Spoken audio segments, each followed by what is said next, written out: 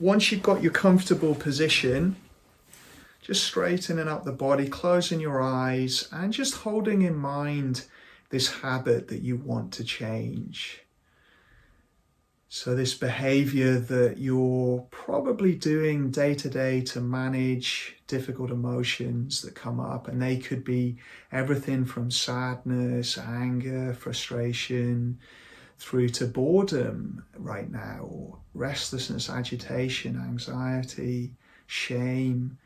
Any emotion we might struggle with, we might use short-term behaviors to help with, which long-term create issues for us. So any kinds of addictions, any kinds of behaviors that are around avoidance, anything that kind of expresses an emotion the way we don't want to, so excessive anger or anything like that.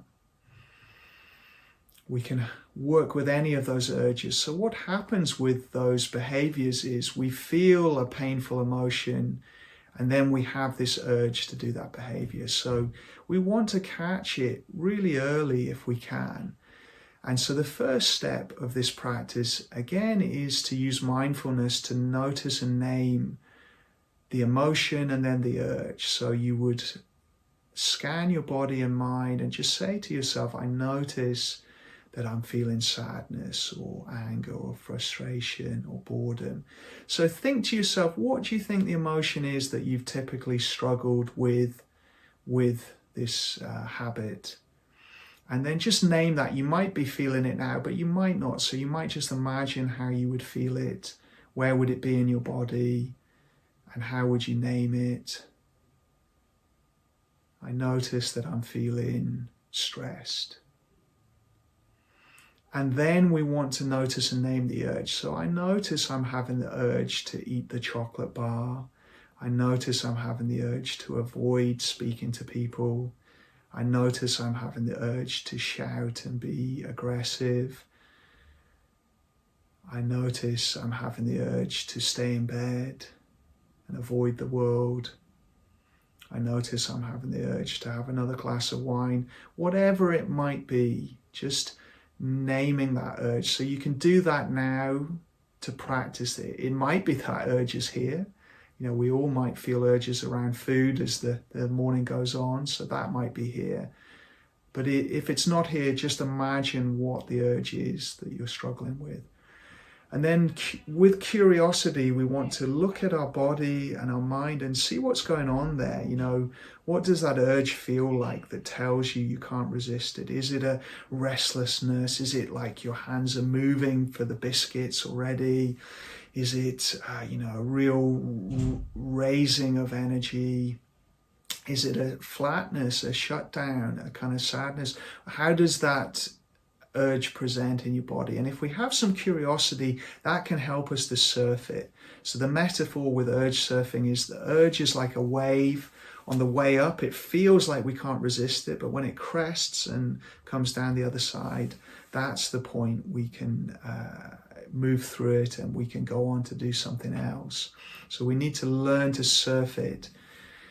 And in the beginning, it can be just delaying acting on the urge. So we practice this first step for a little while, and then we may slip and have whatever it is. And we do that mindfully as well.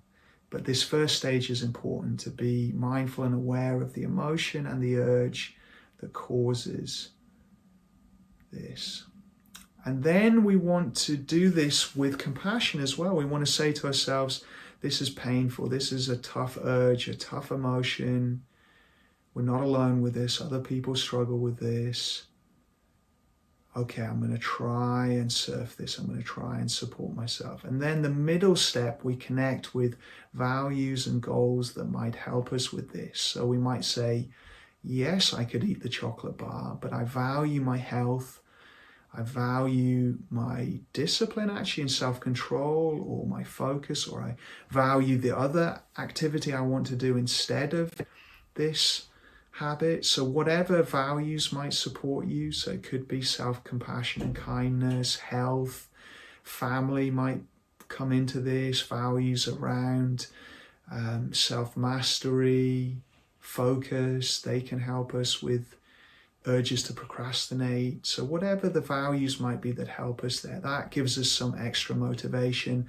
Goals as well. Okay, my goal is to reduce the chocolate I'm eating, or to drink just, 2 or 3 times a week rather than every day. Whatever it could be, whatever that goal is, we come back to it and think about it. I can enjoy this thing later, but right now I want to do something else. If it's the urge to avoid and isolate, okay, I value connection and being with people. So that's worth bearing this urge and taking action.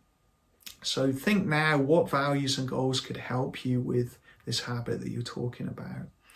And you say them to yourself again in a kind and compassionate way.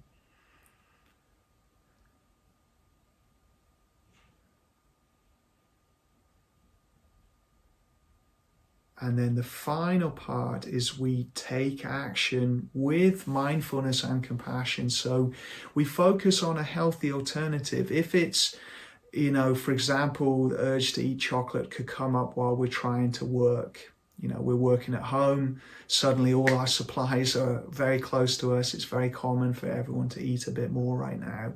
Okay, can I take action by refocusing on my work, noticing that urge to go and raid the fridge, but with compassion and kindness, re-engaging him back into work. So saying, okay, I can eat something later, but right now I want to focus and stay with this.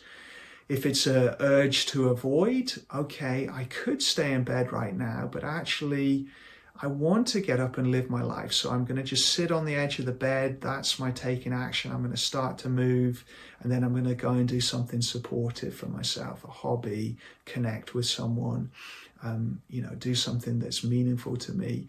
And as I do that, I'm focused, I'm in the moment, I'm focusing on what I'm doing. I'm present, my attention is there, my thoughts are on what I'm doing, if that's helpful. Compassion is there, I'm encouraging myself kindly. And then when the urge comes back up, we notice it, we can name it again if it's really strong. I notice the urge to eat chocolate is here again, and then focus back. And like a practice. And so can we surf that urge, re-engage in what we're doing and take action? So now just imagining in your own mind what a healthy alternative would be to the habit you're working with, the urge you're working with. What would be something that would help you more? So could it be just having a glass of water? Could it be taking a few deep breaths to soothe and calm yourself? Could it be saying some kind words to be able to help you with the emotion?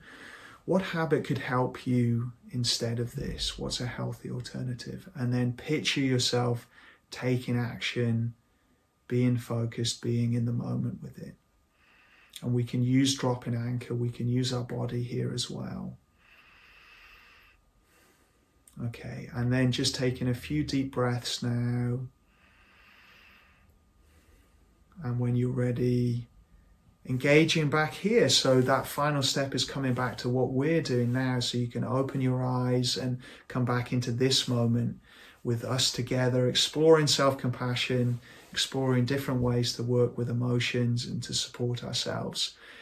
And you might want to note anything down there if you want to from that practice, anything that would help you take that forward. So